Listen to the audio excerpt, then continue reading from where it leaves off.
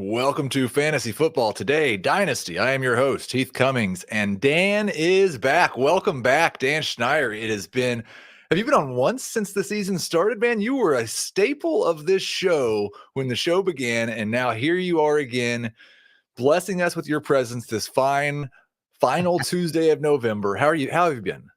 I'm doing great today, Heath, and I'm excited to be back on. I love being on this show. We've talked about this a bunch off pod. During the season, it's definitely a little tougher. There's a lot going on our end, and we've had a few changes on staff and things like that have really complicated the year. But you know what? You asked me yesterday. I was like, let me clear it up with everybody that needs to know. Is it okay if I take off this hour? And the answer was yes. I was like, you're damn right I'm joining the show because I'm excited to talk with you. And some of the players we're going to talk about today, I actually just got a chance to watch some film on for Beyond the Box Score yesterday. So I'm excited to talk about some of that as well. It's an interesting time in Dynasty. There's a lot going on in all of the leagues I'm in right now. And I am in a position where, in Bake Burger, I'm getting a lot of heat because I forgot to set a lineup or two here, and that is on me, and I have apologized since for that. But looking at that league, I'm excited, and I'm not going to fold on that league because I already picked up a first-round pick extra, a trade that you gave me credit for, Heath, at the time, that Kincaid trade. So still think there's some promise there. Yeah. I mean, I want to make it clear to everybody who's been listening to the show and been missing Dan. I've been asking Dan to come on semi-regularly. It's problem. But similarly to when I send him trade offers in any of our Dynasty leagues, he's been saying no. On today's show, we have deep waiver wire ads, and there are some interesting names: Justin Watson, Devontae Parker, Dearness Johnson. I know Dan is a Dearness Johnson guy. He was talking about him this offseason. We've got rankings risers: Jaden Reed, Rashee Rice, Kyron Williams, and other guys. We're not going to talk fallers because I have a new segment at the end of the show, basically called by Dynasty Buy Low, Contender Buy Low, or It's Over. You can see, like Adam Azer, I name these segments very well. We're going to answer your tweet and chat questions later in the show. So don't put them in the chat now, YouTube.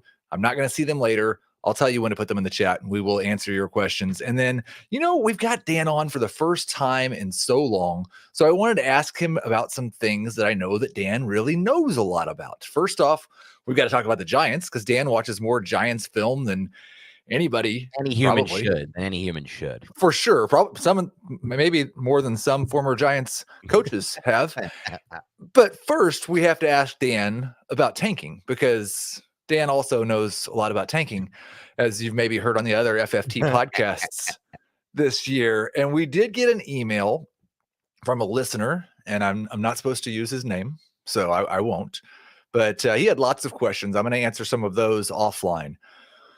But he did have a question about tanking. He just set up a new league, and he's trying to figure out what the right rule should be and then what the penalty should be for breaking that rule. And I thought, Dan, as someone who's really been on the other side of this for the last couple of weeks and taking a lot of heat last week. It sounds like the mailbag was a really difficult situation for you. And so I want to get your perspective. Like, what do you think? Should there be any tanking rules? Because I know some people say none at all. What should the tanking rule be? And then how do we enforce it? How do we have a tanking rule without having a situation where the commissioner has to go check 4 teams' lineups every week? Right. Yeah, that's the issue with it, the manual work. And something like in some of my home league, for example, we used to manually police things on Yahoo, for example. And then we just said, you know what, whatever Yahoo allows, we allow, because there's no time for us to manually police this. I feel the same about Dynasty. I don't really think you should. I personally believe I'm more of in the camp of the no rules for the tanking type of thing. Now, I will say this. Someone presented an option that I think actually works the best, Heath, which is, okay, no longer do you have to have your commissioners police the tanking teams. You just have draft order decided by best ball score points for a team. Right. So you have the order of who scored the most and who scored the least in best ball scoring. And that's how I do it on actually one Dynasty league I'm in. And I've now experienced that for 2 years. And you know what, Heath? I like it. I think it's a fair way to do it. And it really does put a lot of pressure on those tanking teams to make moves, right? Like if they have a guy, like for example, and I'm in one of those leagues, one of the tanking teams I'm actually tanking in that league as well. I'm tanking in 3 leagues right now, but it was between me and one other guy. We were neck and neck, and he had Gus Edwards on his team on a best ball roster, and we were using the best ball, what I just said, where It's not like if you bench Gus Edwards, there's no benching. It's best ball scoring. So he had to literally trade Gus Edwards. He traded him for a 4th round pick, which was insane. Everyone's like, this is not fair to the league. But he's like, I don't care. I want this guy off my roster. He's scoring 2 touchdowns a week in best ball scoring. So I kind of like that way better. I think if you're going to set up a new league, maybe make it to your anti-tanking rule could be as simple as we're using best ball scoring. Worst to most points gets the best draft pick. I think that works in a best ball league. I don't think there are too many sites, maybe 1, maybe 2, where you can play a league that's not a best ball league and still have access to what the best ball scoring or total available points would be. So yeah, that I get that. I'm moving more and more towards just no tanking rules because of the pain that it has become. Or we need to have a fine system. I think maybe it's $1 or $5 or whatever for every time that you start someone that was illegal to start. But even under that system, Heath, you're requiring people to police them and total and tally up how many times they've done this. And, it's still, you don't lose, you still have the police. I think it will be easier, though, because it's your opponent is going to be very happy to say, or in our YOLO league, it's you and Jack Capitorto are the 2 tankers. I know. And occasionally I have to send one or both of you a message saying, please fix this. And I know, like, sometimes I do that. I send you a message because Jack has sent me a message and said, Dan needs to set a line. That happened one time. But the point is, I think the rest of the league might police that more if there's money going into the pot that's going to be won at the end. And so I do kind of like that. But this idea that we currently have where you must set a lineup, but there's no penalty if you don't, it's just the commissioner is going to go change it, is an absolutely awful system. It will not stand for any league that I am the commissioner of moving forward into 2024. We do have the real 3 questions for Dan. And of course, they're all about the Giants because Dan knows the Giants. Where do you rank Jalin Hyatt in this rookie wide receiver class? Just splashed with his first real big game of the season. Now, in fairness, he probably won't have Tommy DeVito moving forward for the rest of his career. So I'm not sure he's going to have somebody that throws the ball downfield as much as he had here recently. But where do you rank Hyatt in Dynasty? Hyatt's definitely a wide receiver who's moved up my Dynasty rankings. He joins Tank Dell, who's moved up, and Rashee Rice. Those are my 3 biggest movers from the preseason Dynasty rankings to now. Currently, I have Tank Dell as actually my first ranked wide receiver in this rookie class. JSN number 2, Zay Flowers 3, Jordan Addison 4, Rashee Rice 5, and then I have Jalin Hyatt in a range just above Jaden Reed, Downs, Tillman, Wilson, and Mims, who I have pretty much grouped together. I think you forgot somebody. Oh crap! Did I forget somebody? You forgot Puka Nacua. Oh, I did forget Puka Nacua. That was a mistake. Okay, let me re-rank these. And even with everything I know, Heath, this is going to sound really controversial, but I'm going to put Puka 5, just above Rashee Rice and Jalin Hyatt. And even that, I don't feel particularly comfortable with. I don't know right now if I would trade Rashee Rice for Puka Nacua, to be completely honest. And I don't even know what that future quarterback situations looks like. I don't even know if I trust Puka Nacua to stay healthy for a full season at the NFL level. Never really did at the college level. I know he was nice at the beginning. As far as Hyatt goes, though, the reason he's moved up my rankings is not just because he had this 100-yard game.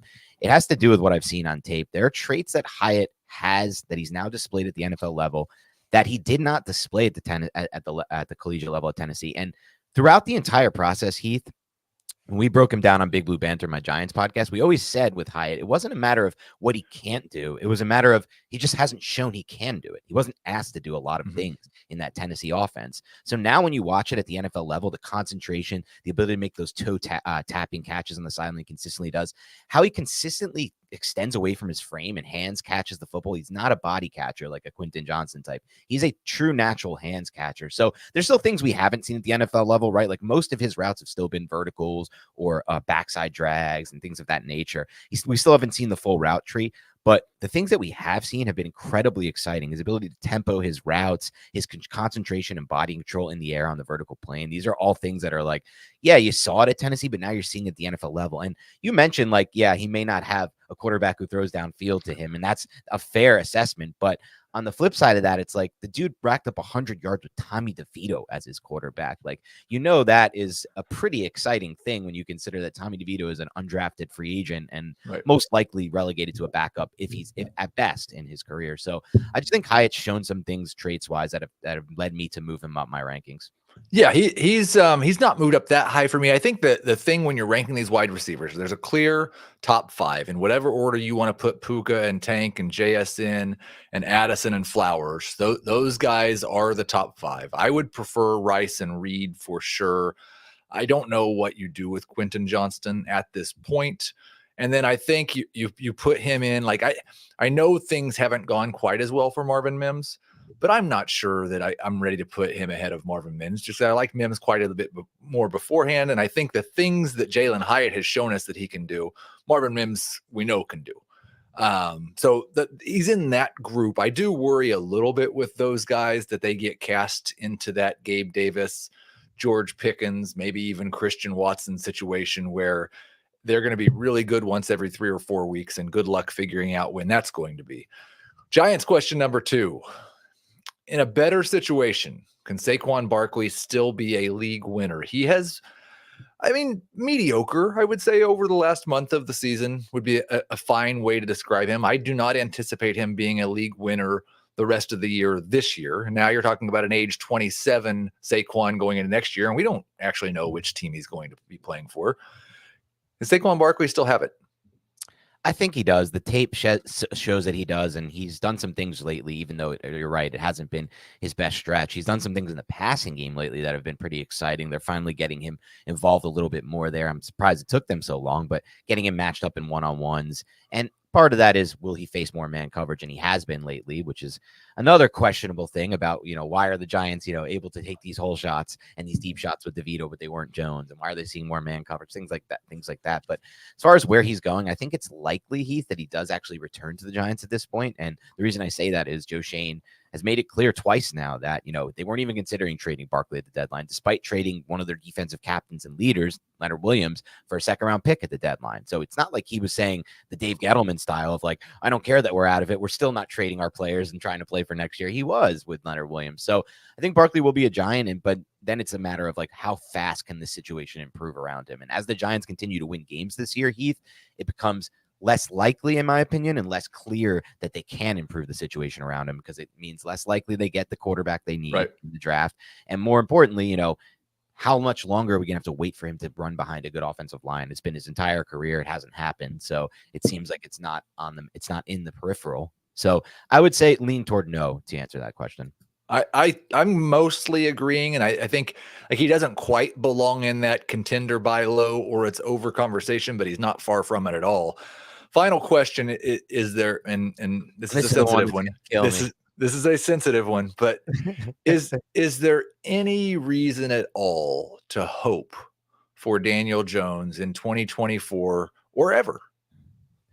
Yeah, so this is the one that is definitely going to get me killed if any of the people who listen to my Giants, or not any, I should say not any. Like, there are a lot of people who are realists when it comes to Daniel Jones and the Giants, but there are some that if you say anything bad about the guy, you are labeled as a hater.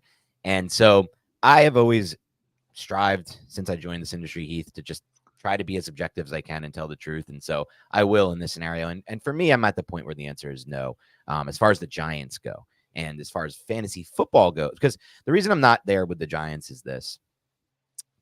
Daniel Jones is a really slow processor post-snap. Right. One of the slowest processors. The only one who I watch regularly who is a slower post-snap processor is Justin Fields. I think anyone can attest who watched the Vikings-Bears game last night on Monday Night Football, just how slow Justin Fields is processing back there in the pocket. And when you're a slow processor, you can't throw with anticipation. You can't oftentimes recognize the space on the field and where you're going to want to throw to lead a receiver into space.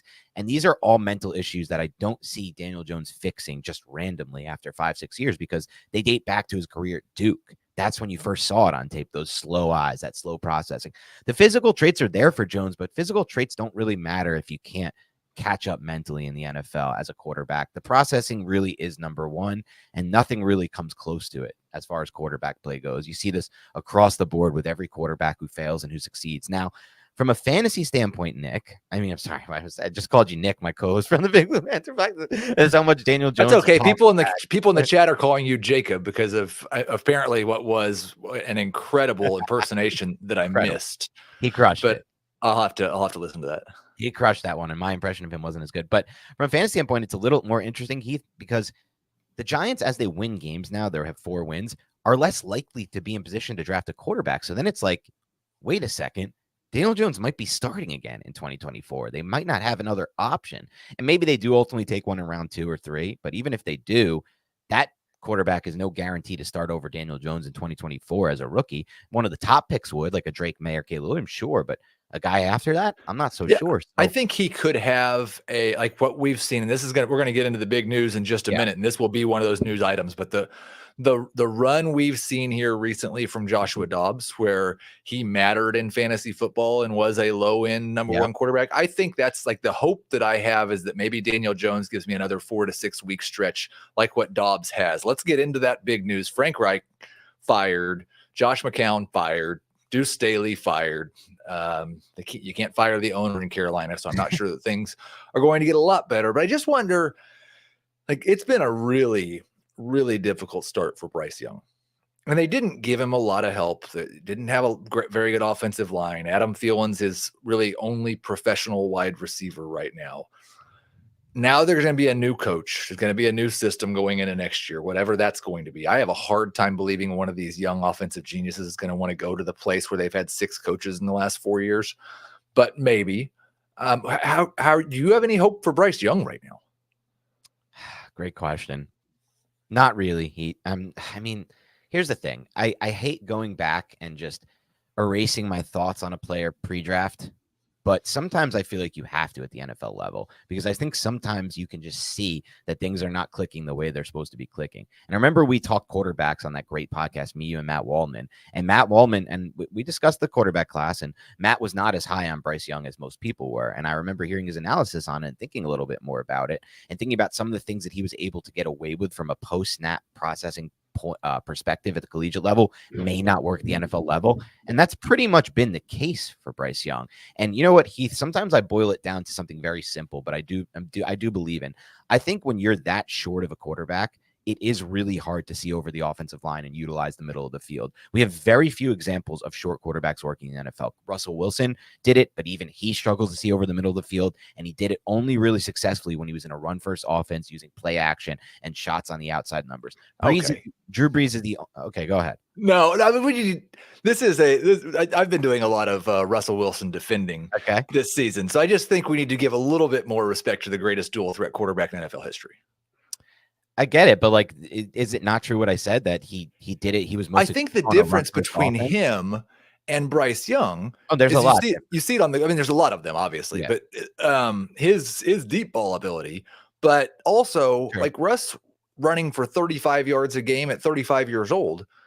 And Bryce Young's just doing nothing with his legs. And a lot of what Russell Wilson did with his legs, you're right. He didn't have to see over the offensive line because he was scrambling around for 10 minutes and then finding somebody 50 yards downfield.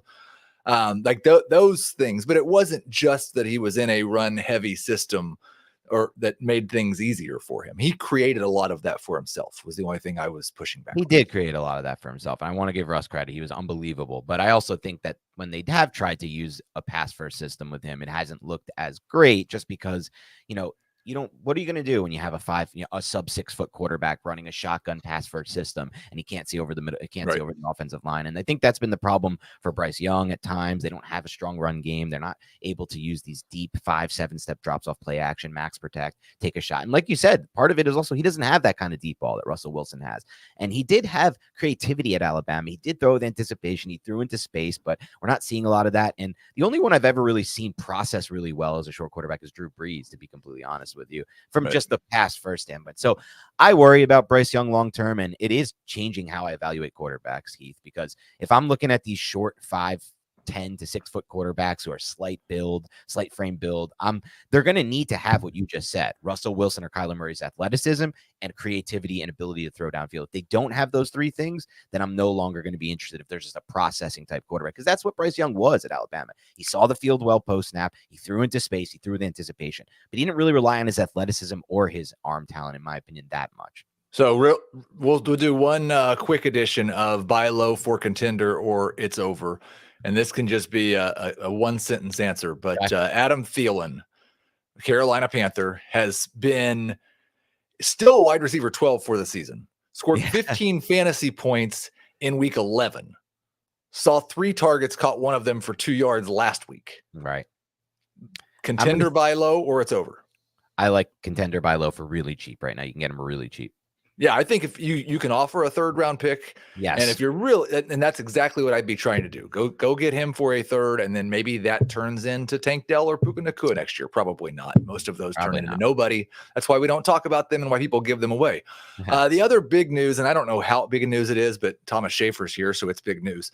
The Vikings are going to maybe make a quarterback change over the bye. They're gonna look at their quarterback situation a little bit further. How confident do you feel if you're in a super flex league and Joshua Dobbs has been your number 2 quarterback? And I think it was last week, Jamie Eisenberg called him a fantasy savior, and he's not lying. He has been a fantasy savior. How confident do you feel that he's going to be A, the starter in the fantasy playoffs, and B, someone you can actually start? I think 70% confident he'll be the starter for Minnesota. I think he did some things on that final drive, and I just think he needs a little bit more time in the system, and he's still a more talented quarterback than the other two. I mean, we're talking about Nick Mullins. Like, we can't be like without Kyle Shanahan. I don't like the sound of that. But as far as fantasy playoffs go and your fantasy lineup, 2 QB league, super flex, I feel confident in it. Anything else than that, I don't. I like the comment here from Andrew. Dobbs is better when he doesn't know the playbook. I don't think that's actually true, but he has been remarkable when he's known the playoffs. I still think when he gets Justin Jefferson back, he has a chance. He didn't run as much last night, and that was disappointing. I think he still has a chance to be a borderline top 12 quarterback rest of the season. Let's take a quick break, and then we'll get into the deep Dynasty waiver wire. We have a couple quarterbacks here, Dan, that sub 5% roster rate on CBS, and I think a pretty decent chance that they're going to start games either this week or in the very near future. Bailey Zappi is 3% rostered. Joe Flacco is 1% rostered. You're in a deep Dynasty Superflex league. Which of these guys would you rather add? Joe Flacco, without a doubt. And that doesn't even mean I'm excited about Joe Flacco. It just shows my level of disdain for watching. I just watched Bailey Zappi on tape last week against the Giants. That was one of the worst quarterback performances I've ever seen. The first 6 throws he made were all behind the line of scrimmage, except for 2, which were 1 and 3 air yards. Then he tried a 10-yard comeback and the ball died at the receiver's feet. He does not have NFL level arm talent whatsoever, Bailey Zappi, and they don't trust him to throw. So for a fantasy standpoint, he doesn't run. He doesn't have an arm. I don't see how he can ever be worth starting in fantasy. So he's completely ruled out for me. Joe Flacco, that one's interesting, Heath, because even last year when he played, the dude was like throwing 300 yards. I know it was like on 70,000 attempts or whatever it was. He won't get 70,000 attempts playing for the Browns. Right, and he won't get those attempts playing for the Browns. But slight edge for Joe Flacco, but no real excitement over either. Yeah, I've got a little bit more excitement for Flacco. Mostly what I'd really like to see on Wild Card Weekend is Joe Flacco at Baltimore and Gardner Minshew at Jacksonville. That would be a fantastic Saturday afternoon. Maybe neither one of those games is getting to Sunday. Let's go to running back, because there is a guy that you were excited about this summer. I think if anybody listened to you and picked him up, they probably dropped him during the first 2 months of the season when he barely saw the field. But Dearness Johnson, the last couple of weeks, has looked really good. I feel pretty confident that if something happens to Travis Etienne, Dearness Johnson's going to see maybe 15 touches per game. He's 4% rostered. Is that somebody who you'd like to have on your bench? And is it only if you have Etienne, or would you just like to have him on the bench anyway? No, I'd like to have him on the bench anyway, and I think you did a great job breaking down, Heath, that he's one of the few situations we have where if there was an injury to that top guy, he does, in my opinion, profile to have a lot of touches, and you could see it just in the way they've used him and versus the way they've used Tank Bigsby as the season's gone on. And as you mentioned, Heath, he looks good. He passes the eye test. When you watch him, he creates yards after contact. He creates forced missed tackles. He's explosive runner. He really has been his entire career, and he offers you something in the passing game as well. I just think D'Ernest Johnson is the type of talent that's worth rostering in Dynasty, regardless of the situation. And this isn't the worst situation, by the way. Like you said, I mean, Travis Etienne has an injury history, has foot issues that have plagued him in the past. He's been healthy this year, but he had at least one scare that he came right back into the game from. But it's worth rostering, in my opinion. We have a handful of wide receivers who are rostered in less than 10% of league. I know one of them you'll be excited to talk about because he's a giant. But I think all 5 of them have the potential to help this week, especially with 6 teams on a bye. And a couple of them could maybe even be their team's number 1 wide receiver. So I'm going to give you all 5 of the wide receivers rostered in less than 10% of the league. First, you can rank them, and then tell me if you actually care about any of these guys, and we'll spend some time on the giant. Justin Watson is 9% rostered. He scored touchdowns in back-to-back games, looks to be the number 2 wide receiver, number 3 option maybe in the passing game there in Kansas City. Isaiah Hodgins, 6% rostered. Devontae Parker, 5% rostered. He came back from his injury, and guess what happened in the same game? Demario Douglas got hurt. I think Devontae Parker, if Douglas doesn't get back, is the number 1 for the Patriots this week. Jalin Guyton, 4% rostered, the number 2 behind only Keenan Allen. Of course, Keenan Allen gets half the targets, so it might not matter. And then A.T. Perry, 4% rostered, completely disappeared last week, despite the fact that everybody else got hurt. But still, he's 4% rostered, and he was a guy, I think it was Gibbs, maybe you also, that really liked this summer. Just Gibbs. I'm not. Just Gibbs. So Gibbs liked his analytics. I didn't like his tape, but yeah. Okay, so we've got Watson, Hodgins, Parker, Guyton, Perry. Let's just talk for this year now, and then we'll talk for beyond next. For this year, it's without a doubt for me in a tier of his own among those guys, Watson. And the reason I say that is because he's the only one who's playing regularly, in my opinion, or will be playing regularly. Right. The Chiefs just love this guy. They just put him out there. They love this guy. He's been playing snap for a long time, Heath. I remember last year making arguments to some of my Giants fans who are pro Daniel Jones, and they were like, Daniel Jones has no weapon. I'm like, Justin Watson and MVS are running like 90% of the routes for the Chiefs. How are we going to talk about weapons here? All right. I mean, but you know what? Justin Watson seems to continue to work for them. They like him as a blocker. They like I assume, I don't really know. I don't follow the Chiefs well enough to know that, but that's my assumption. He's a bigger guy. And he does a decent job, I think, of like finding the soft spot in the zone and understanding zone coverage, which is against the Chiefs all the time. As odd as this sounds, Justin Watson does a better job of getting open than any other wide receiver on this team. And it's ridiculous. Somehow. Now, the problem is he can't catch. But he does. And he has the trust. And I had this tweet, I think, late in the Chiefs game when Rashee Rice actually saw a target down the left sideline and he was completely covered. And I added Jacob Gibbs, and I think Rashee Rice finally earned his trust badge, because Justin Watson had that trust from Mahomes and from Andy Reid. And Rice, despite what he'd done so well, did not at all. And I think Rice has mentioned that, Heath, because that's literally, and I saw he was on the show, the show plan. It's literally what I discussed yesterday on FFT, the box beyond the box score. And I was going to talk about today. That was the stop and go route, back shoulder throw to Rashee Rice. That shows an incredible level of trust in the receiver, and it shows a big time report. To me, that's the aha moment for Mahomes and Rice. This is as I discussed it on the show, I'm very big high on Rice rest of season, and at this point in Dynasty as well. And that to me was a big moment because we hadn't seen that.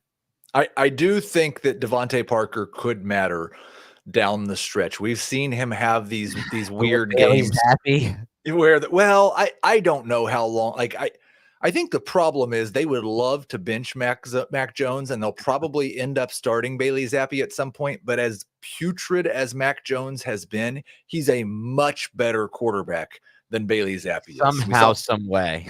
Yes. Bailey Zappi is worse at almost everything than Mac Jones. So 5 targets for Parker in this game. And that was a game where Demario Douglas saw 9 targets before he left. So if there's no Douglas, and we don't know, Douglas says he's not in a concussion protocol. I thought that was an illegal hit and there should be a fine or a suspension on that play. But it was a giant, so Dan probably disagrees. I think Parker's maybe looking at 7 to 9 targets in their next game if Douglas is out. I want to be as excited, or I want to agree with you on that, Heath, but watching that offense, I don't see I just don't see targets coming in general. I don't see much of a forward passing attack, unless if Mac Jones plays, there's more of a forward passing attack. Right. So let's talk about these 5 again now beyond this year. A.T. Perry, I think, has to be at the top. Do you care about anybody else, or is Isaiah Hodgins the top for you still?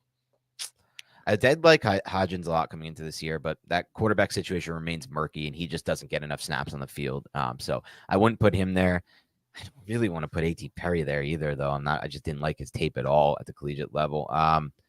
And it wasn't like it was bad tape. He was productive. It was just like he won in ways against ACC. Parker's too old. We're not going to believe that Watson's going to matter next year. The Chiefs wouldn't do that. Perry makes the most sense of that group just based on the age.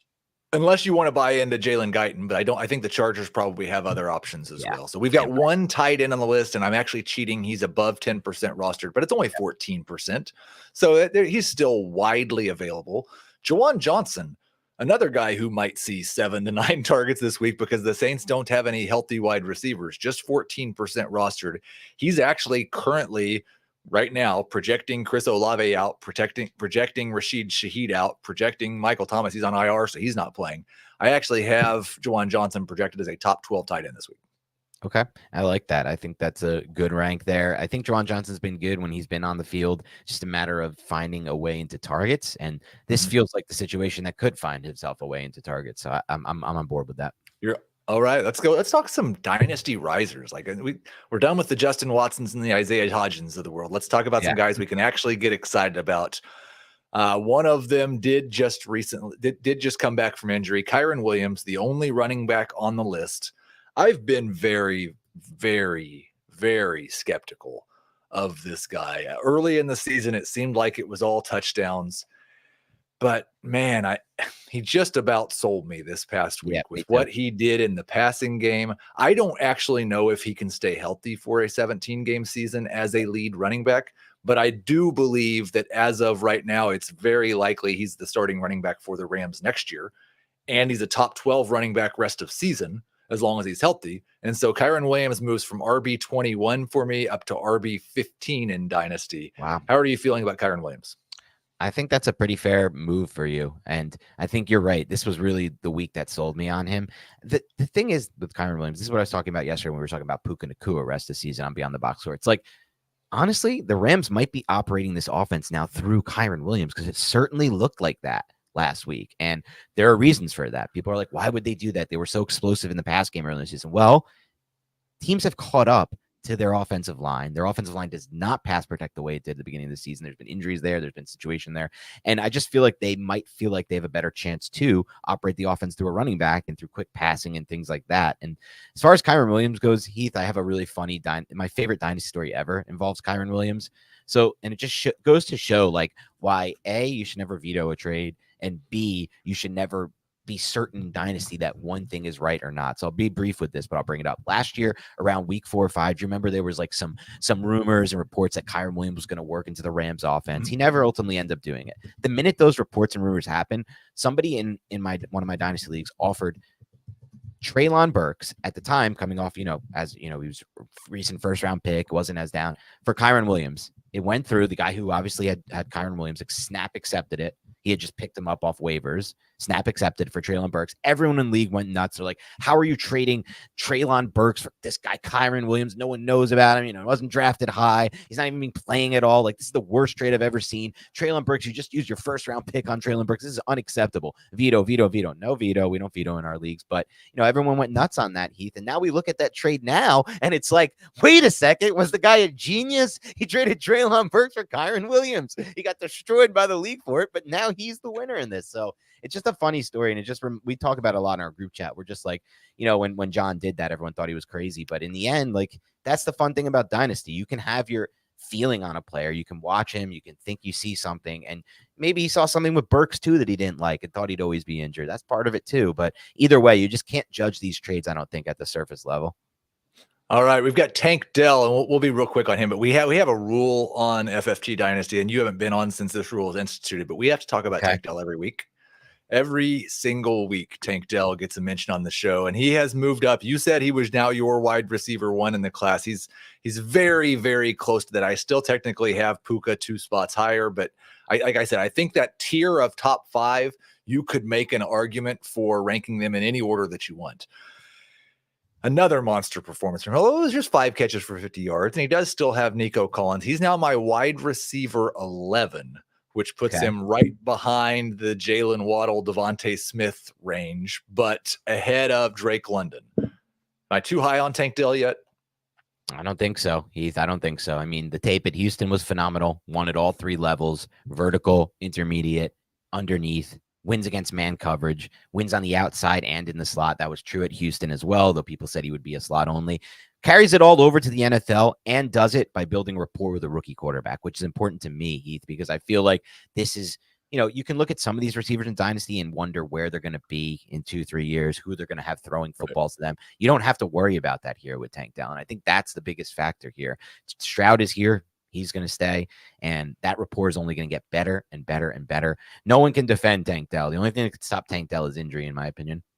Absolutely. I love it. Now, his teammate, Nico Collins, there was kind of a sentiment, and this happens sometimes, where I'm really excited about a guy, and then it feels like everybody moves past me on him.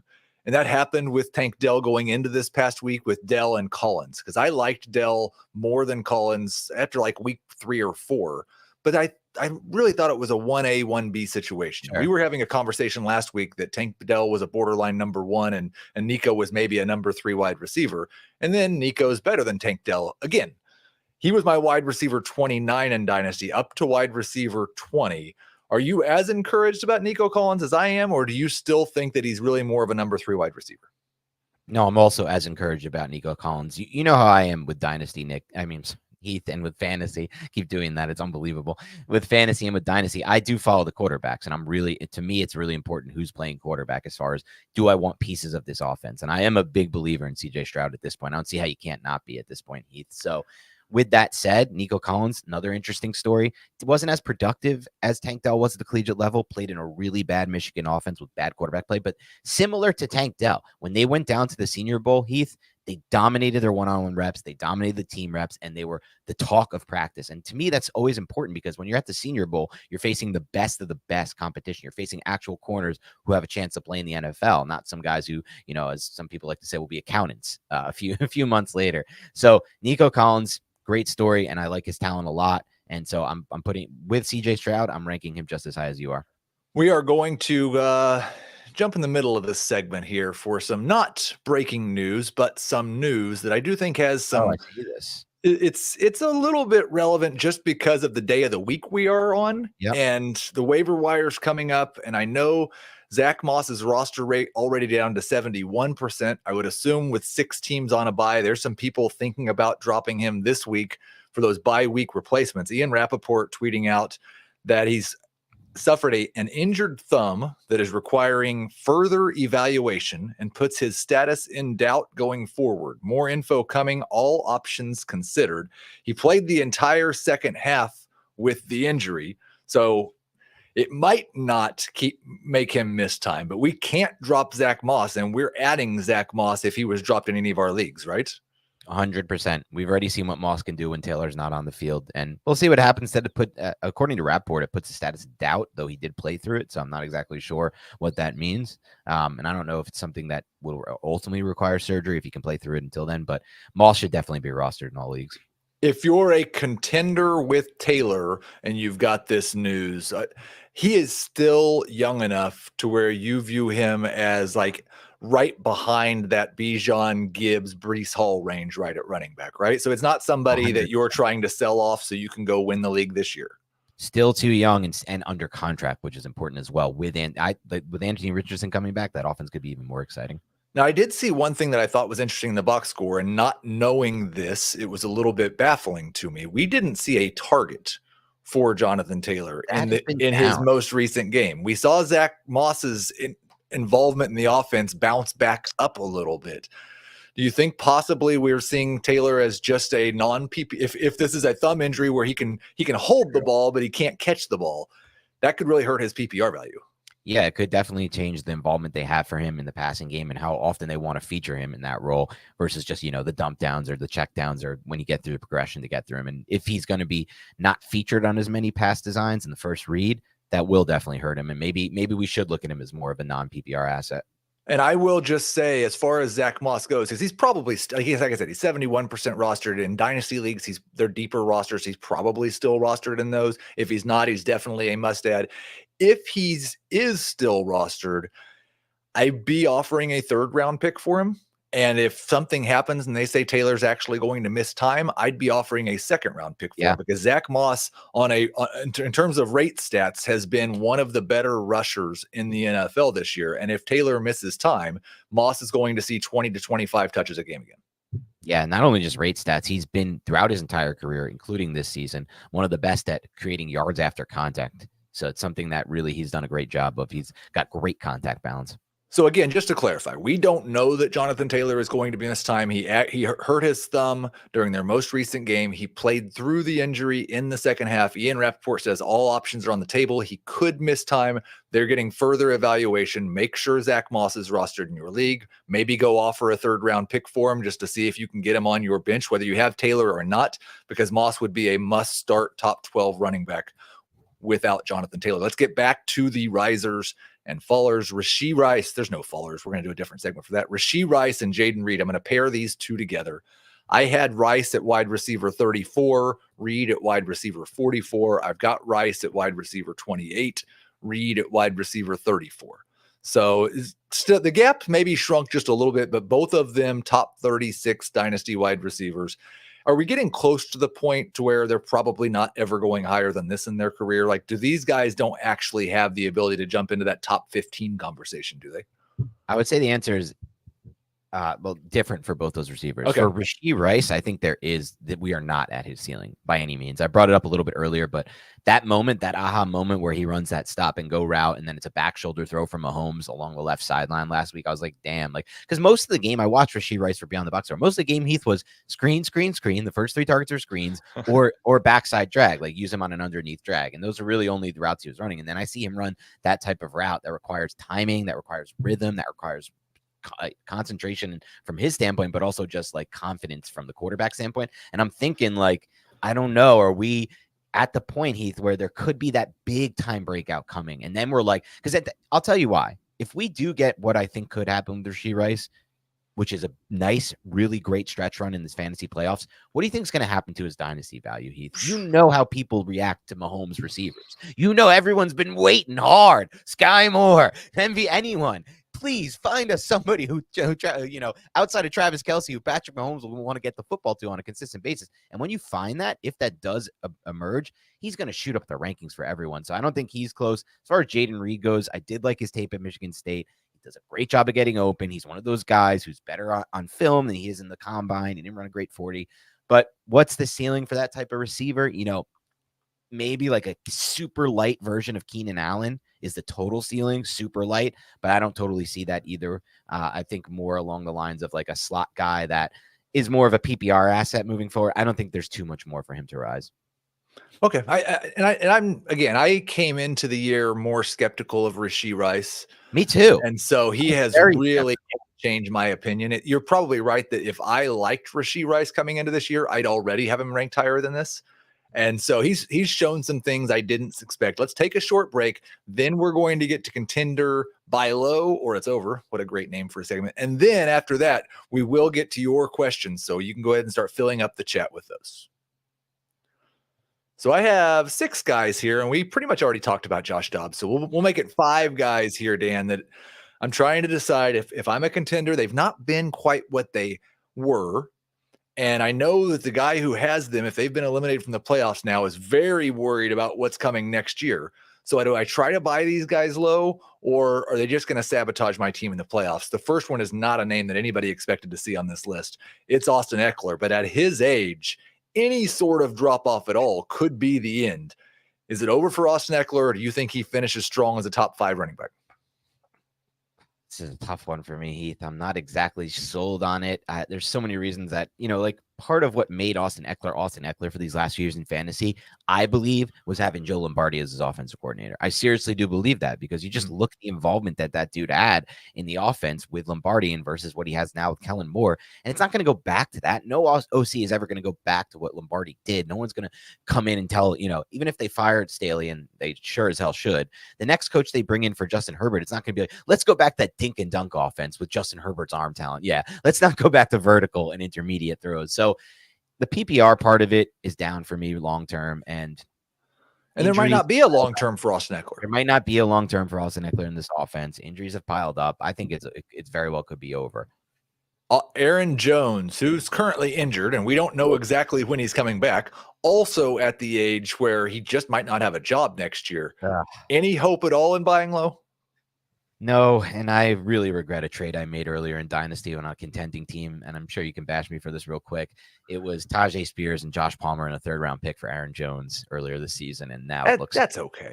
I've made much worse this year. Yeah, but like, I want Tajay back. He's awesome, and now I don't have him. And what do I get? Aaron Jones at 29 years old. He might not even be on the. What team is even going to like? So it's over. It's over.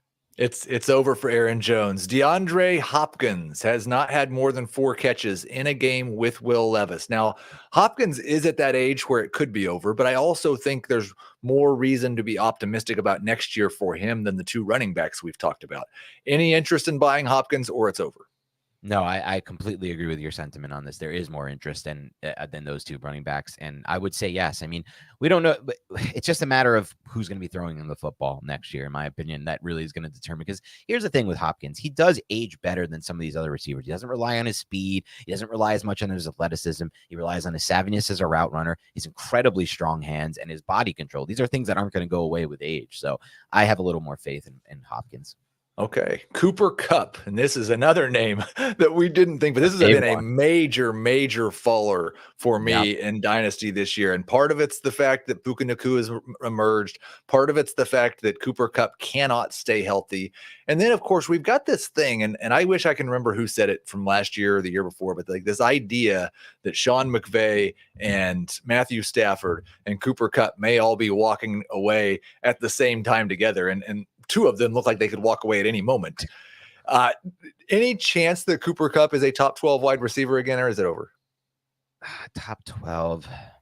I still think there's a chance for it. I mean, it really just depends on, can he get a healthy stretch with Stafford, right? Then there's a chance for it, because we know that rapport's there. Right. It's just a matter of, can they stay on the field. Can they both be healthy? Yes. Right.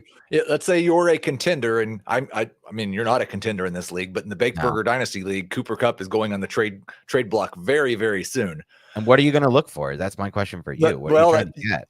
That's the problem. Is I certainly don't want to take a late 2nd round pick for him. Right. And I don't think I have any chance of getting a late 1st round pick for him. So I think what you're looking for is maybe a combination of that late 2nd and a rookie that hasn't quite been great yet. Like a Marvin Mims. I would hope to do a little bit better than that, but yes. I'm probably just going to hold on to Cooper Kupp if the answer is a late 2nd Marvin Mims. Yes. It'd have to be someone I thought that I might be able to start next year. But, and then the last one is like, we got to finish with it. We started with the Giants. We'll finish, Dan, with the Giants. Darren Waller. I don't expect that he's going to play again this year, but he might, after he's seen Tommy DeVito sling the ball around. What is your hope for Darren Waller next year? What a sad state of affairs when Tommy DeVito is genuinely potentially better option for the Giants, at least throwing the football downfield, versus Daniel Jones, their guy they just paid a lot of money. But yikes on that front. But as far as Darren Waller goes, here's the thing. It is similar to Cooper Kupp, in my opinion. Like, it's like when he was on the field this year, especially toward the end, he was starting to look really, really good. They're starting to get involved. Tyrod Taylor was really featuring him in the offense. I mean, Daniel Jones couldn't do for whatever reason. And what are you laughing at? I'm just laughing. Like, it's just, I made the joke about Tommy DeVito, but it is actually just fact, not even a joke, that he was better with Tyrod Taylor. I know. It's bad. But so, and I still think like this offense is so curtailed to maximizing Waller's skill set. That's why they made the trade for him, and you saw it on tape. So there's still examples of it. It's just a matter of like, okay, we go into next year. He's a year older. It's another year that was marred by injuries, right? It's just one of these players that just keeps having injuries pile up. So I think it's a fair assessment to say it's over and you should look to sell. And So I actually screwed up in a league because I could have sold him for a second round pick in like week 2 or 3 and I didn't. would you take a second for him now? Yes. Okay, so that's pretty much over. All right, we've got that segment's over as well, but this show is not. We've got 10 minutes here to answer your dynasty questions. If we get desperate enough, I might do some of the this week questions that I see in the chat, but I'd really prefer to answer dynasty questions, especially for all those people who are going to be listening to the podcast and not in the chat right now. They want to hear dynasty questions, not your starter sit questions for week 13. Dan, what would you give up for Jamar Chase if you're a contender? I think this is a really interesting question because as a contender, I'm actually thinking more if I have Chase, I might can I see if the CD Lamb manager who is not contending would rather have Chase and I could have CD Lamb, because I don't think Chase is a guaranteed top 12 wide receiver rest of the season. What would you give up for Chase if you're a contender?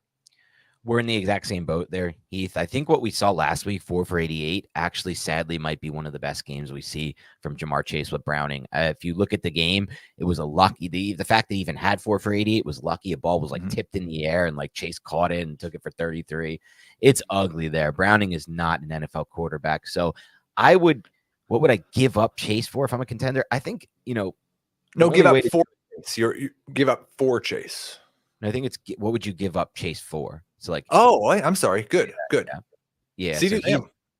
So then I think what Heath said, you got to look for a top receiver like CD Lamb. Because here's the thing, like if you don't want to, it's a dynasty league. You want to keep Chase on your roster long term. He's got Burrow, but if you're able to dangle the fact that, look, you take Chase now, you're not a contender, you're playing for next year. I'm giving you one of the best assets in dynasty. I need something that's going to help me win right now, like CD Lamb. You don't want to go for like a Tyreek Hill because he doesn't have that many years left. Really, the only option I think would be like CD Lamb. I don't. Lamb's the only one. Brown, maybe. Would you consider? Yeah, Lamb's the only one that I would do, looking at it on a pretty close to straight up. I think there's 2 other guys that if I could get just a lesser starter with them and be AJ Brown and ARSB, like those 3 are kind of in a different tier. If I'm dropping down to the next tier of the Jalin Waddle or Devontae Smith or somebody in that range, then I'm going to need 2 really good starters to trade away Jamar Chase. It's gonna have to be that guy plus another good starter or major upgrade at a different position. Can I ask you a question from Dynasty? This is similar to this is involving the Chase. I had an offer involving Chase. I on a team where I had won the past 2 years and my team just fell off with injuries. I'm no longer a contender. A contender offered me Joe Burrow and Jamar Chase in a super flat. No, it's 2 QB, 10 team Dynasty. Joe Burrow and Jamar Chase for Justin Herbert, Tyreek Hill, and Travis Kelce. Would you have done that trade? You're not contending? I'm not contending. I think it's a gift. You thought it was a gift. Okay. He took it off the table within like an hour. And so I didn't, I didn't actually get a chance to do it. He changed his mind on it. I wasn't even as sold though when I first saw it. So maybe I made a mistake. When I first saw it, I was like, really, all this? I'm giving Kelce. It's hard for me to want it because look, I'm not contending this year, but a lot of that is because I had Justin Jefferson. Right. You have Justin Jefferson? Yeah. You have a chance if you have a chance to walk into next year with Jamar Chase and Justin Jefferson. Like I would give up a lot for that. I might just tear down an entire team just to have those 2 and draft around them for the next decade. So yes, I would do that. Regrets. I have regrets. We'll see. Brian has a question. He's in a 14-team league with only 4 bench spots. That's interesting. Needs a running back. He has Jonathan Taylor and Travis Etienne. He might need 2 running backs. Would you trade Debo or Waddle, and for what running back? He can get Pacheco, or should he aim higher? Definitely aim higher if you're trading away Jalin Waddle. He already has Justin Jefferson, T. Higgins, and Marquise Brown. If you're a contender, I might see what you could do with Higgins to get a lesser running back. But would you trade Debo for Isaiah Pacheco? In Dynasty, no, I would not personally. But I do like the idea of dangling Higgins. I think that's the best bet in Dynasty. You're a contender. You don't need Higgins rest of season. You can sell Higgins as he's got Joe Burrow, even though we don't know if he'll even be there next year. We'll see what happens on that front. But I think Higgins is your best bet for trying to sell to get a running back. Now, you're not going to get back like a Pacheco in that regard, but you might be able to get back like a Brian Robinson or something, a player like that. Right. I think that Higgins or Debo should be able to get you Pacheco. Okay. I would want a little bit more than Pacheco. See if you can get him to throw in like a second round pick or something, or maybe just a small upgrade somewhere else where you get a little bit older, but get better somewhere else. But Debo's definitely the one I'd be looking to trade in that situation. I don't think Pacheco is a bad target.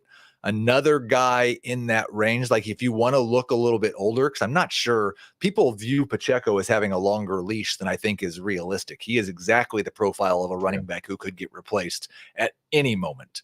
I wonder if you could get like a Javonte Williams, who is someone I just traded for recently, still just 23. I think probably at least going to be a starter next year. But yeah, that someone in that range, or if you wanted to go really old, like you might be able to get Austin Eckler if a guy's not a contender. True. So something like that. Is a second round pick, Dan, too much to pay for Hollywood Brown in a soft rebuild? So round 2 pick or Hollywood Brown, what do you prefer? I think in a soft rebuild, I would prefer Hollywood Brown. Yeah, that's one where it sounds like I would as well. And I do have Hollywood valued more than a round 2 pick. It gets a lot closer, though. When you say soft rebuild, what's your pick looking like this year? Because if it's a 10-team league and you've got pick 11 or 12, right, I'm not sure. But in a 12-team league where you're picking in the middle of round 2, yeah, I'd definitely rather have Hollywood than that round 2 pick. Would you trade? Here's some Jonathan Taylor news, not news, but question. Would you trade Mixon for Zach Moss if you're a Jonathan Taylor manager with the injury news? That sounds like it could actually be a redraft question. For Dynasty, I definitely would not. I would not for Dynasty. Yeah. If it's for redraft, probably still wouldn't. Okay, another Joe. Everybody's trying to trade Joe Mixon away, and I understand why. He just had like 14 yards. Yeah. Trade Joe Mixon on a contending team? If so, for what? The problem with this is that Joe Mixon is not the type of guy that a rebuilder is looking for at all. Right. Another guy who might, yes, if you can, you should try to. And I would say almost any starter I'd be okay with. I'd rather have Jerome Ford than Joe Mixon in Dynasty. And somebody might think, well, Joe Mixon's going to start next year. Jerome Ford's just a rent-a player. Where's he going to start, Joe Mixon? Right. Jerome Ford is going to be an asset for the Browns for years to come. I know Chubb's coming back, but where's Mixon going to start? I don't know. I don't know who's offering a starting job after this. Don has a good question. Thoughts on Trey Palmer in Dynasty? That's a guy we definitely haven't talked enough about, who has done way more than what his draft capital would have suggested in his rookie season. He says, especially if Evans or Godwin move on. I don't believe Evans or Godwin are going anywhere next year, especially Evans, since they didn't want to trade him.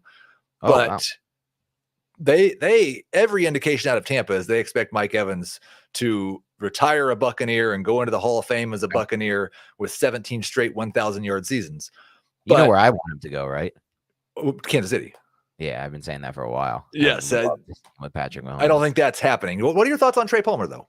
Yeah, Trey Palmer, really, thanks for the question, Don. And Trey Palmer is a really interesting prospect. When I watched him, a lot of speed, played in a system that didn't do a good job of getting him the football. No quarterback play, run first, bad system there. I think that type of speed is worth investing in Dynasty. It's kind of more in the range of like the Tyler Scott, who I love, but hasn't really done much yet. And Tucker, I believe, Trey Tucker, the wide receiver on Las Vegas, who also has that kind of game-breaking speed to beat man coverage over the top. I like him. He's somebody I would definitely invest in Dynasty. Brock Purdy or Jordan Love for next year? Now, this is a good time for me to update my Brock Purdy take, because Adam was giving me a hard time last night about not believing in Brock Purdy at the beginning of the season. And yes, he was Mr. Irrelevant who played 6 really good games in the most efficient system in the NFL. I did not believe in Brock Purdy coming into this year. I have completely bought into Brock Purdy. And I think if his 49ers win this Sunday, he should be the MVP favorite. I would much rather have Brock Purdy over Jordan Love for next year and the rest of their careers. Do you agree?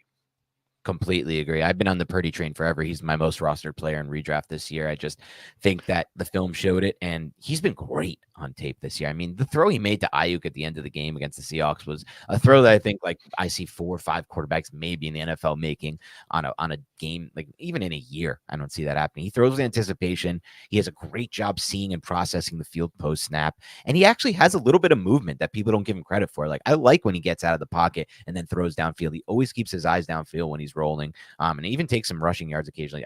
Purdy for me for sure in this regard. As a contender from Josh that is overall weakest at wide receiver, what would your expectations be if looking to trade DJ Moore and Justin Fields? And I would assume that we're talking about a one quarterback league, because otherwise I don't know how you're trading Justin Fields as a contender right now. So DJ Moore and Justin Fields, how high do you think you can aim right now, Dan? At receiver, is he looking for a receiver? Obviously, to upgrade, that's his weakest position. I'm trying to think like dynasty wise, what's a great?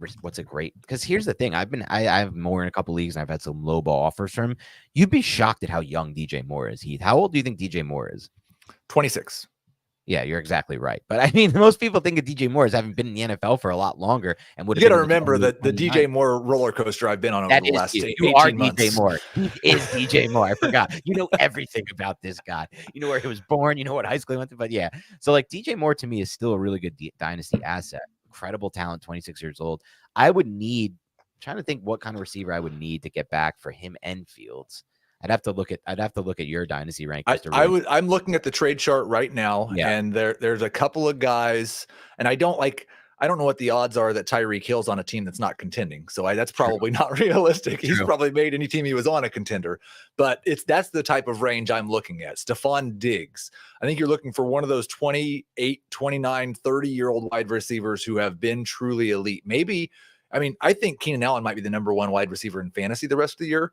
You would need quite a bit more included with him for me to make that deal, because Allen's so old and it's really just a win now move.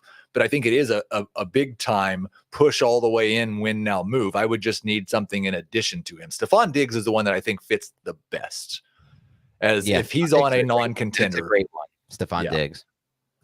They should be getting rid of him. Let's take this from a week to week and this is definitely a week to week question, but I do want to get your thoughts on Pat Freiermuth. So this says Laporta, Taysom, or Freiermuth for tight end. I think we both agree it's Sam Laporta this week. It's Sam Laporta rest of the season. It's Sam Laporta in Dynasty. Yes. But Pat Freiermuth has had such an interesting start to his career. First year of his career, he's touchdown monster. Second year, all kinds of targets, but the touchdowns disappear. Hurt and does almost nothing, and then has this monster 9 for 120 game. Do you view how far do you have Muth behind that Trey McBride range of the emerging young tight ends? Not too far behind, but it's only because I've been a high on Freiermuth for years now. I love his talent. I love his ability and what he's displayed on tape. What I'm not making an overreaction to, Heath, is what he did on tape last week and what he did on the box score last week, because that was so scheme dependent. The Bengals played too high the entire game. The Steelers just utilized the seam, and they just had a really good game plan to attack that style of defense. They're not going to face that a lot, though. Like, they're going to face different coverages. And so I don't know how much of a feature he's going to be moving forward, but he's such a good talent, and he's so good at getting open, in my opinion. Like, just has that natural knack and ability, like a Travis Kelce type of beating zone coverage and understanding where the space is on the field. Okay, so last question before we get out of here, because it's Tank Dell question, and we've only talked about Tank Dell once. How many firsts should you get for trading away Tank Dell? Corey asks. Should I even be questioning to trade Tank Dell? I think you should be questioning to trade Tank Dell, to be completely honest with you. I mean, look, I get it. He's 5'8". That's why nobody liked him in the first place. But have we learned already that this doesn't matter? Like, what are we gonna have to do to learn this? Like, you can get injured at any size, and you can miss games at any size. And Tank Dell does everything in the NFL. He wins against man coverage. He wins as an outside receiver. He wins as a slot. He wins against press. Like, he's just displayed it all with CJ Stroud as quarterback. So I wouldn't trade him personally. 2 firsts. 2 firsts? Okay, I'll trade him for 2 firsts. That's what I want to finish on, is I'm trying to change Dan's mindset into this. No, there's no way to make a deal to what is the deal? Like, what's the deal? The one first won't do it. I agree. That's why you're a much better dynasty player than Heath. It's a good lesson to learn for anyone listening to this show. Like, you should always be thinking the way he thinks. Like, what is a deal? Not, I can't trade this guy. I love this guy. I don't want to move him from my roster, because sometimes I fall into that trap. I really do. Like, anytime I have Mahomes in 2 Superflex leagues. I'm not trading Mahomes. You can offer me whatever the hell you want. He won't leave my roster. But that's not the right way to think about it. There is always a price, and you should be looking to get the best price if you can. So I like that lesson, Heath. Hopefully I can take that in stride and change my ways. Dan, thank you for always being so complimentary. Thank you for coming back to the show. Everyone loved having you here. Thank you for you guys in the chat for your question. There were a lot of questions we didn't get to. We will have at least one mailbag coming up pretty soon to answer as many questions as we can. And for sure, we will talk to you next Tuesday.